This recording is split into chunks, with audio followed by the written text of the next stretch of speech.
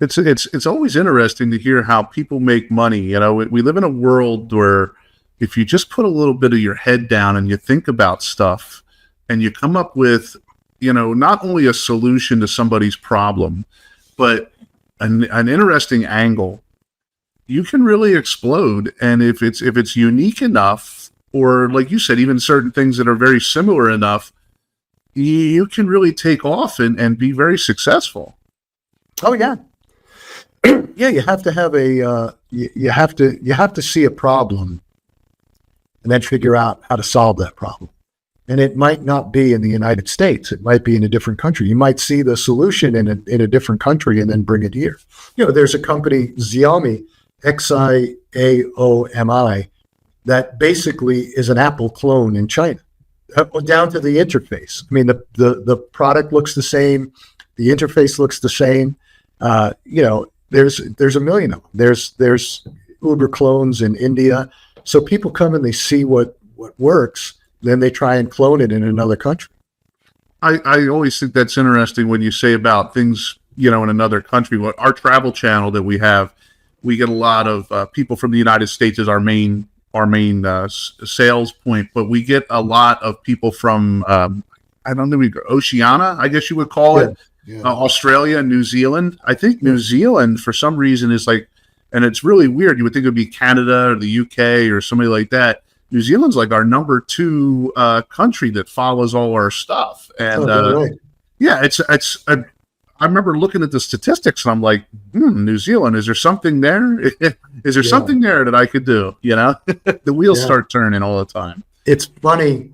It's funny that you say that, because we have seen, for some of the unique brands that we have as clients that are doing significant volume, you know, a couple $100 million a year, when you start looking at traffic, there is a consistency of secondary traffic that comes to the site. And you know that they're trying to scrape the site to see what kind of sales they're doing, because they're going to clone it in another country, right? You know, and the best one has always got to do with food, or got to do with, nutraceuticals and things like that. And you wind up seeing them pop up in India and Indonesia and Vietnam. So, yeah. So now you also said that you were on television. You have a television show? Yeah, I have a TV show on E360 TV. I do it every Tuesday at 6 p.m. and I interview entrepreneurs and startup people who have scaled. And the reason I do the show, and I love doing the show, by the way, it started out because I mentor at the University of Maryland School of Entrepreneurship, where I was doing that for quite a while. And, you know, these young entrepreneurs would have this sort of distorted view of how it's going to go, how their startup is going to go. And they get that distorted view because when they look at YouTube channel, there's all these guys out there that make it look easy, you know. Gurus, fake gurus. And that's not reality.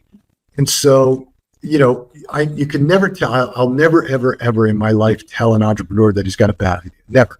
Because I don't know if it's going to be a bad idea or not. And so I can only coach them on to what to look for.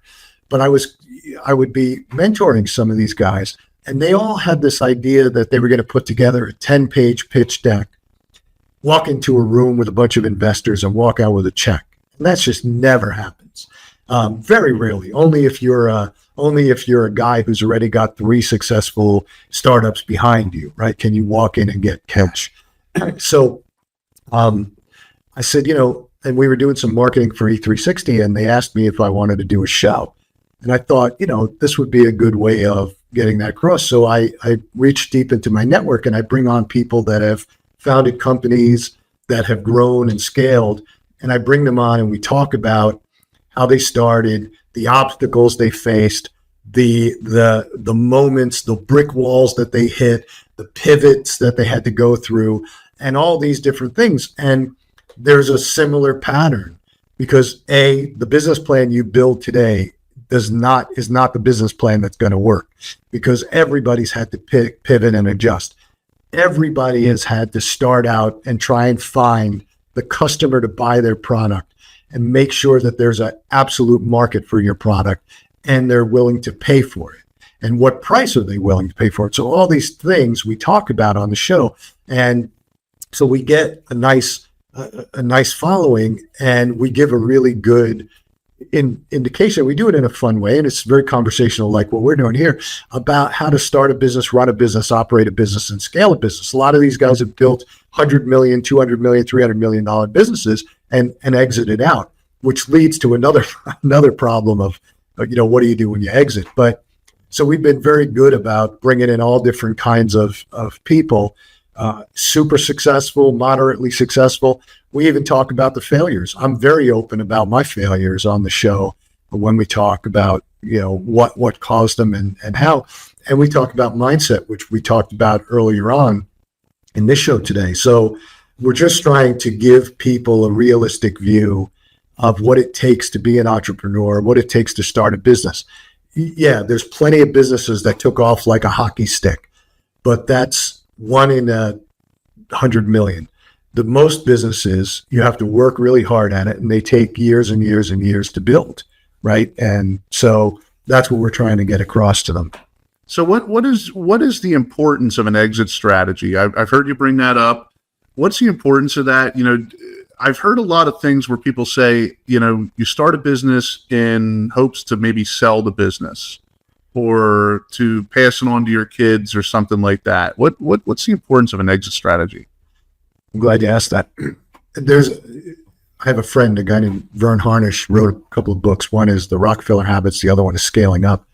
And his philosophy is whether you want to exit or not, you should always have your business set up to exit, because you never know what's going to happen.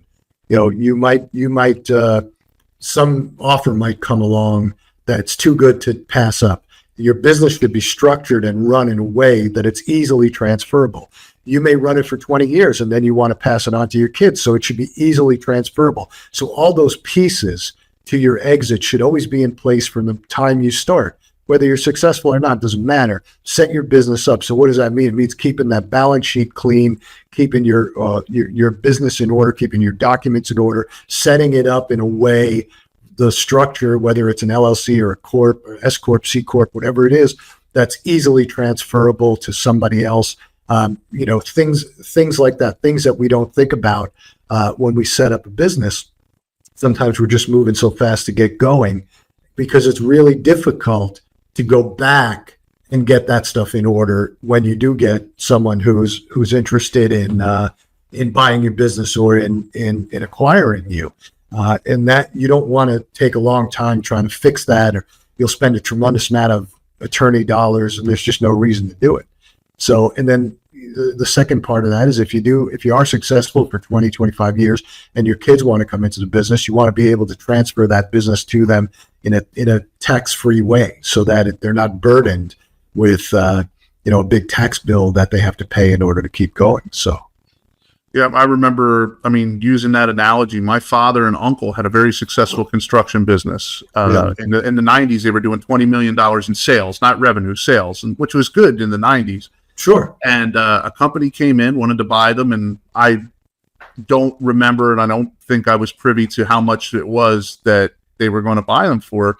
And my dad and my uncle said, "Nah, we're gonna keep the business. We're not going to buy it out." And I remember my mother saying, like, hey, look, you might want to, at the time you're still in your late 40s, you can go do something else.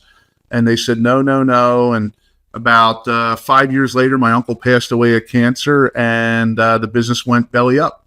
That's how quick it went. And, I think to this day, my dad still kind of kicks himself in the rear end saying, I should have sold that business. He'd be a lot better off today.